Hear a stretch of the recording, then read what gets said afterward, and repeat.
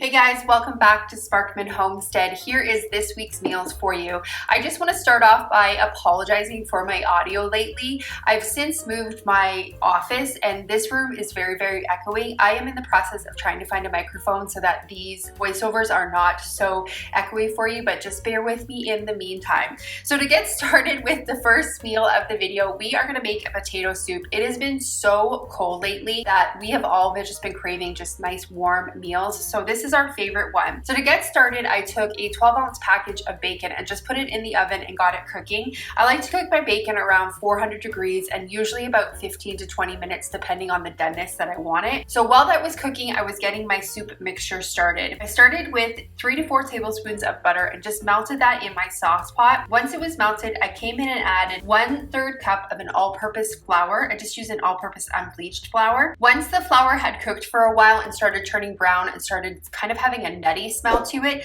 I came in and whisked in 4 cups of a chicken broth. You just want to make sure that you're very slowly adding it in. That way you don't get the flour to kind of clump up. So I'm very slowly adding that 4 cups in. The other thing I did before I even started making this was I took 3 quarts of my canned potatoes and just got them drained and rinsed off really well. You don't necessarily need to use canned potatoes for this. I just do it because it cuts the cooking time in half. If you are just using a regular potato, not canned, you're going to use about 2.5 pounds of a potato, approximately 6 large ones. So once you have all of your chicken broth added in, you are going to come in and add in 2 cups of milk and 2/3 cup of a heavy cream. If you don't have heavy cream, it's perfectly fine just to use all milk. I have definitely done that in the past.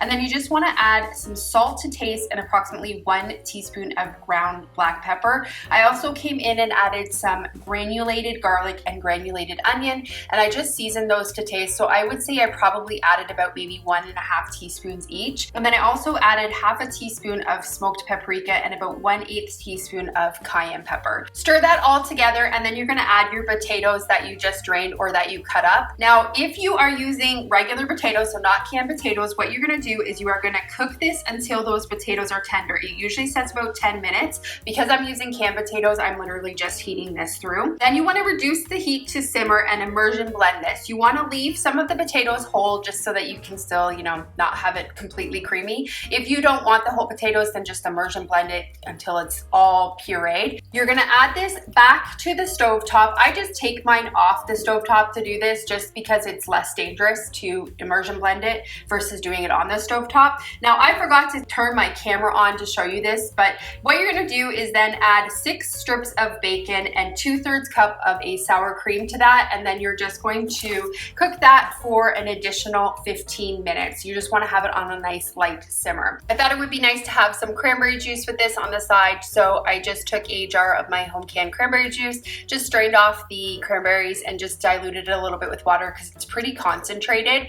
So here's our soup. It's our favorite soup. Such a delicious warm meal.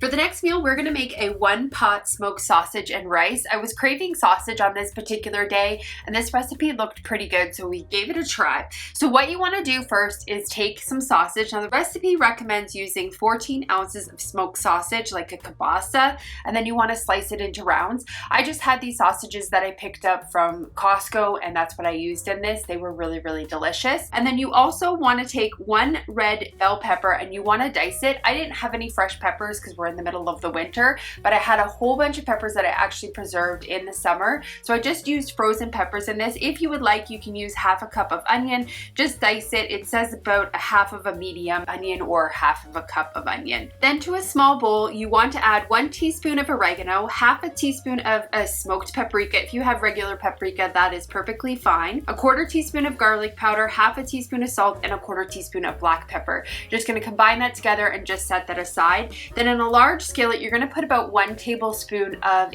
oil. I just used olive oil in this, and you're going to put your sausage in there, and you want to cook the sausage for about 5 to 6 minutes until it is brown on all of the sides, and just stir it occasionally. If you're going to add your onions, you're just going to add them in at this time and saute them for about 3 to 4 minutes. I just came in and added some granulated onion to this. Then once that is all cooked through, to the pan, you're going to add 2 cups of chicken broth. It does suggest a low sodium one, 1 cup cup of white rice, and it really stresses it needs to be a long grain rice in this. I just pre-rinsed mine and then added it to it, and then 3 tablespoons of a tomato paste. You also want to add your pre-chopped peppers and then that little bowl of spices that you set aside. And so what you want to do is you want to bring this mixture to a boil. Once it is to a boil, you're going to cover that pan and you're going to turn down the heat to like a medium low, and you're going to keep that liquid simmering. You're going to cook that covered for about 20 to 23 minutes until that rice is tender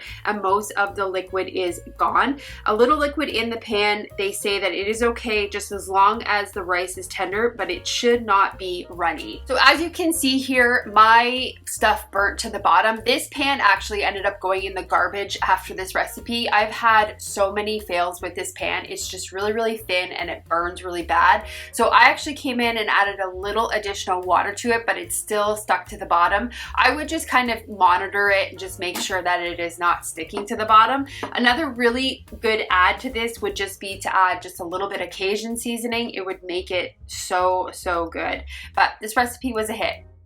For the next recipe, it was kind of a recipe that I was really just kind of winging it. I had some Selsa Verde that I really needed to get used up. It's just been kind of sitting there, and I came up with this idea to kind of make like a Selsa Verde turkey breast. To start the recipe, I took about maybe 3 pounds of a boneless, skinless turkey breast, and I just cut it into smaller pieces. I just really wanted the turkey to cook evenly. I find that turkey tends to dry out really quickly, so I just wanted to make sure that everything was cooking evenly. I seasoned both sides of it with a little bit of salt, pepper, cumin, garlic powder, and some onion powder. I added them all to my crock pot, and then I added probably about 1 cup of a turkey broth to this. You could use a chicken broth in this also. I just had some turkey stock that I needed to get used, and I'm really running low on chicken broth. I really need to get some canned up, so I'm probably gonna end up making a chicken in the near future so I can make some broth. So once you get the broth added in, you're gonna come in and add a couple of jars of a Selsa Verde. This is a green Selsa Verde that I actually canned up a couple years ago from my garden, and I just really needed to get it used. It's just been kind of sitting there just calling out to get used, and this idea popped in my head and I thought it'd be perfect. So just to kind of heat things up a little bit, I'm also adding some of my jarred canned jalapenos. That's another thing that I have an abundance of on my pantry shelf, and I'm planning on growing jalapenos again this year, so that's another thing that I'm really trying to incorporate into a lot of my recipes. So we're just gonna re-season that again with a little bit more cumin, onion powder, and some garlic powder, some salt, and some pepper. If you really want to, also you could probably add some cut up onions into this as well. You're gonna put the lid on it and cook it on low for probably about 5 to 6 hours. I did this earlier in the day and just kind of let it cook, and then I was just periodically checking it through the day. I really wanted a lot of that liquid to kind of reduce off, and then I wanted that chicken to be, or not chicken, turkey to be shreddable. This is a trick that I learned somewhere. I cannot remember where I learned this on, but in order to shred chicken, just take your electric mixer and just shred it that way. It was so perfect. It just shredded it perfect. I don't know why I'm just learning about this now, but it is an amazing trick, and it shredded up the turkey perfect. So I'm going to be doing this from now on whenever I have a recipe like this. So what we decided to do was kind of make a quesadilla with this. This was actually Steven's idea. He's like, can you maybe put some of that in and make a quesadilla with it? So what I'm doing here is taking 2 floured tortillas, and I'm just buttering both sides of it. Essentially what I'm going to do is just kind of make like a grilled cheese with it. So I put a thick layer of some shredded cheddar cheese there, and then I'm just taking some of that Selsa Verde mix, just putting it in the middle, and then I'm going to fry this and just, again, cook it like a grilled cheese. Steven actually ended up making like a Tostitos with his. He didn't end up doing the quesadillas after he suggested it. He made something completely different, but he also wanted to use a corn tortilla and I wanted to use the floured. So anyways, this is what I ended up doing with mine, and it was so delicious. We ended up eating this Selsa Verde mix because I made so much of it. We ended up eating it for a week straight. We've had it on nachos, we had it some on a salad, and it was just really good. I love this idea, and I'm definitely going to be doing this again because, like I said, I have a whole bunch of Selsa Verde that I need to get used up. Yeah, definitely this recipe was delicious. I had a little sour cream on the side and some salsa, and it was just really yummy.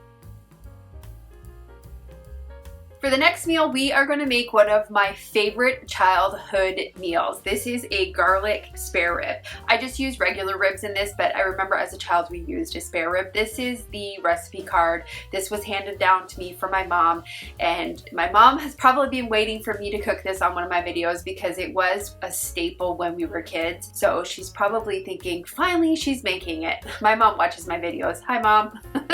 So anyways, we're gonna get started making this. What I'm doing is taking approximately 2 pounds of just a regular pork rib. Actually, sorry, this is a beef rib that I'm using. You can use a pork rib. Again, this recipe originally calls to use spare ribs in it, and I just want to cut the ribs into little individual pieces. So once I get the ribs all cut up, I'm gonna add a little bit of olive oil to a large Dutch oven and some lard to this, and I'm just gonna melt this until it is completely hot and like really, really hot, because what I want to do is just brown all sides of these ribs. So I'm doing it in batches because I had 2 pounds of them and I didn't want to overload the Dutch oven, because you really want to make sure that they get good and seared on all sides of it. That is one of the keys, and I learned that when making a pot roast, it is really key when doing anything like this to keep that moisture kind of locked in so they don't dry out. Make sure that it is good and browned and seared on all sides of it. So once I got everything seared, in a large mixing bowl, I am going to add 1.5 cups of a chicken broth. Now you can use cold water and then a bouillon cube with this with a little bit of boiling water if you don't have chicken broth. That's what the original recipe called for, but I just kind of sidestepped it because I had this bone broth. Then you're going to add 1 cup of a packed brown sugar. I just used a light brown sugar in this. I find that it just has the perfect blend of molasses in it. 2 tablespoons of a dry mustard powder, 2 tablespoons of a soy sauce, 3 tablespoons of Worcestershire sauce, and 1 teaspoon of a garlic salt. So you're gonna mix that all together. Now what I did was actually added just a little bit to this pan just to kind of deglaze the pan a little bit, because I had some yummy goodness stuck to the bottom and I wanted to get everything kind of incorporated into that liquid. So once I kind of scraped the bottom off and noticed that there wasn't anything really sticking there, I added the ribs back to the pot and then I poured over top of this liquid. So what you want to do is have this at a simmer, and you're going to cover it and cook it for about half an hour. After the half an hour, you're going to remove the lid and turn the ribs kind of all around. Just make sure that the ribs are still good and coated, and then you're gently going to cook this until the ribs are tender and the sauce is reduced and thickened. The recipe says about an hour. I actually did this for a couple hours, and it's probably because I was using a bigger rib. Now I wanted to really try to do this in the oven, which you probably could do. Just set your oven probably at about 300, and just you could probably leave it in there for a couple hours and it just do its thing. But this is after about 2 hours. It was just, the ribs were fall apart. It was just exactly how I remember it when I was a kid, and it was amazing. So earlier in the day I had made some white rice, and then we had some of our canned carrots and canned beets on the side of it, and it was just such a perfect meal. I love this so much. I don't have, because as you'd seen, the recipe is written on a card that was handed down to me. I just typed out the ingredients in the video description for you guys if you want to give this one a try. But this is definitely was a family favorite recipe. For the last meal on this video, we are gonna do a little bit of a sweet treat. I love showing you guys kind of what I also eat when I am craving something sweet. So we are gonna make a lemon poppy seed loaf. I cannot remember where I got this recipe. I'm thinking that I picked it up from a cookbook that I got from the library, or potentially maybe I found it on Instagram somewhere, but I'm leaning more towards the library book. Anyways, I've left it printed out for you guys in the video description if you wanted to make this. So what we're gonna do to start is we're gonna take 3 egg yolks. So I'm just separating the yolks from the whites, and we're gonna beat them until soft peaks form, and then we're gonna just set that aside. Then to a large mixing bowl, we are going to mix 1 3/4 cup of flour. I'm just using an all-purpose unbleached flour. And then we're going to add 1 teaspoon of baking soda, 1/2 teaspoon of baking powder, 2 tablespoons of poppy seeds, and then 2 tablespoons of lemon zest. I'm just using remaining lemon zest that I had pre-prepped a couple weeks ago. I just grated up a whole bunch of lemons and just threw it in my freezer, and now I have lemon zest for recipes whenever I need it. You're gonna stir that together until everything's combined, and then you want to set that aside. So the next step is, in a medium-sized bowl, you want to combine 2/3 cup of a sugar, 1/3 cup of an oil. You can use any oil you'd like. I use an avocado in this because it's a lighter tasting oil. And then you want to use 1/3 cup of applesauce. I just used a sweetened applesauce in this because I thought it would add a little bit more sugar to it. And then 1/4 cup of lemon juice. It suggests juice from 2 lemons. I would actually suggest upping that to 1/2 cup of lemon juice because it really was lacking in a lemon taste. Even with the zest and everything, definitely needed more lemon to it. So if you really want that punch of lemon, I would actually end up upping this to 1/2 cup, but it may be different because I used a bottle of lemon juice. I'm not sure. You want to whisk that together just to get everything good and combined. Once that is all mixed, what you're going to do is you're going to stir that mixture into the flour mixture, but you're actually going to alternate with some sour cream. So you're going to use 3/4 cup of sour cream, and so you're going to put in the wet ingredients, stir that a little bit, add 1/2 of the sour cream, stir that in a little bit, again alternating. Once you get everything added in, then you are going to fold in your beaten egg whites. You want to make sure that you are being very, very gentle with this because you do not want to kind of flatten the egg yolks. You need, or not the egg yolks, the egg whites. You need that to be nice and airy. So what you want to do is have your oven preheated at 350 degrees, and you want to have a 9 by 5 inch loaf pan, and you want to either spray that with some cooking spray. I use some avocado oil. I just used a touch bit too much of it and just was wiping out some of the excess stuff. Then you're gonna put your batter into here. This recipe makes a lot of batter, and it actually made too much for this particular loaf pan. So you wanna fill it 3/4 of the way full. Now the recipe suggests cooking it 45 to 50 minutes and then doing a toothpick check at that point. Mine wasn't coming out clean, so I put it in for another 10 minutes. After that additional 10 minutes, it came out clean. So in total, it took about 60 minutes in my oven to cook. Because we had excess leftover batter, I ended up making these cute little muffins. They were really, really perfect, just kind of quick grab and go muffin. Now, this recipe also suggests making a glaze to go on the top, which I definitely suggest doing because it really does kind of add a little extra sweetness to it. So you want to take about 1/2 cup of powdered sugar or icing sugar and then mix that in with 1 tablespoon of a lemon juice. You can use freshly squeezed, or like I did, you can just use jarred stuff, and then just mix it together and set it aside. The recipe says to cool this in the pan for 10 minutes and then remove it after 10 minutes. I have found that removing something when it is still hot causes it to stick, and that's exactly what happened in this situation. I had a little bit of the batter stick to the bottom of it because it was just too hot to come out. I would maybe suggest letting it cool down for about 20 minutes before you try to take it out. It could also be because I was using a glass container that maybe it did that, but I'm not sure. But anyways, I just took the bottom, scraped the bottom out, and just kind of patted it in and made it, flipped it upside down. You didn't even know the difference. So you want to add the icing to it when it is nice and hot so that the icing can just kind of drip down and melt. This recipe wasn't overly sweet, which I kind of enjoyed, but I definitely think it needs a little bit more lemon taste to it just to kind of give it that hit that I was looking for. But other than that, this recipe was really delicious. So this is the last meal on this week's video. I hope you guys enjoyed it, and I hope I gave you a little inspiration for your upcoming meals. If you guys are partaking in the pantry challenge, I hope you are having a good time with it, and just I'm able to help you find some more ideas to do with your pantry goods. Thanks so much for watching, guys, and again, I hope you enjoyed this video, and I hope you have a great day or night whenever you're watching this, and I will see you on the next video. Bye, guys.